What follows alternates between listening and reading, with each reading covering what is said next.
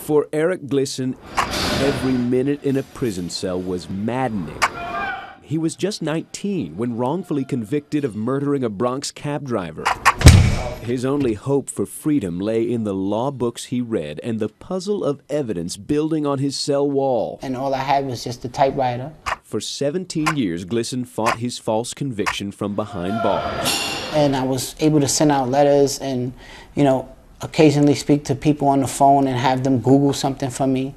And I found the names of the two guys who committed this crime. By chance, one of Glisson's letters reached a federal investigator who knew the real killers from a previous gang conviction. He dug into the case and Glisson was free. But the mistaken imprisonment raises troubling questions about what happens when prosecutorial judgment fails.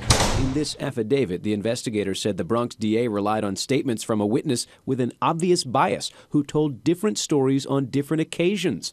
Defense attorney Mark Betterow believes pressure to convict sometimes overshadows reasonable doubts. The problem is a proper prosecutorial function is to look into these matters and not just get convictions, but do justice. Recently, the investigative journalists at ProPublica reviewed 30 overturned convictions in New York City. In each case, a court found the defendant's rights were violated, but only 1 out of 30 prosecutors was disciplined. The Rackets Division. In one of those cases, Brooklyn DA Charles Hines promoted a prosecutor despite a judge calling his trial behavior horrific. Assistant DA Michael Vecchione was accused of suppressing evidence in order to convict Jabbar Collins for a 1995 murder of a Brooklyn rabbi. Collins was exonerated after 16 years in prison.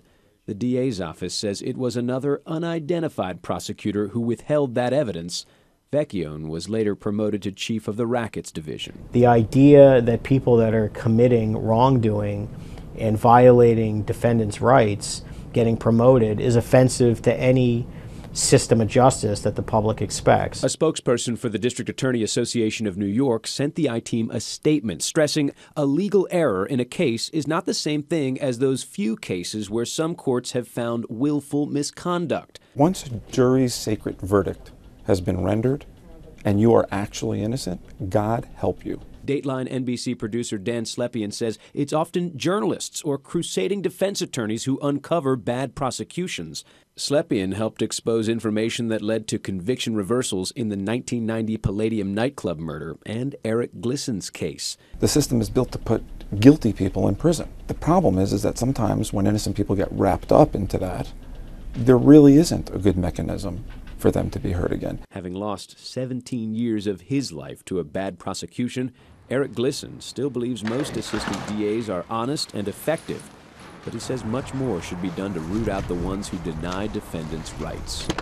It's a privilege to serve the public. Yes, it is. But uphold that oath. The Bronx district attorney says exculpatory evidence was not available when prosecutors put Eric Glisson in prison, and as soon as it was available, they agreed to free him. Since 2003, the city has paid more than $16 million in settlements to wrongly convicted defendants. Reporting from the newsroom, Chris Glorioso, News 4 New York.